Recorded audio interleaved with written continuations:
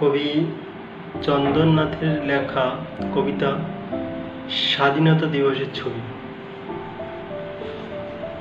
পাড়ার মোড়ে ঝান্ডা তুলে বক্তৃতা দেয় মুখোশধারী।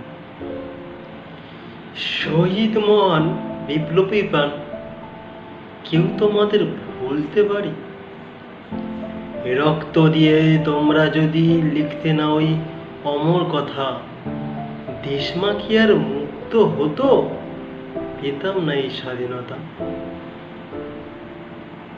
সামনে কজন রিক্সা চালক, ঘাম জড়ানো কজন মানুষ, পথের পাশের দোকান থেকে উঠিয়ে আনা সবজিওয়ালা, নীরব হয়ে শুনতে থাকে ঘাড় মোটা ওই নেতার ভাষণ।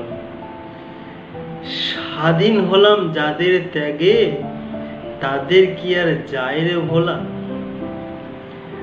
ভাষণ শুনে পাথর হওয়া সব শ্রোতারা ভাবতে থাকে, হ্যাঁ দাদা, তুই একলা স্বাধীন, এই এলাকায় একাই রাজা, যা খুশি তাই করতে পারিস, তুলিস তলা, কাটমানি খাস।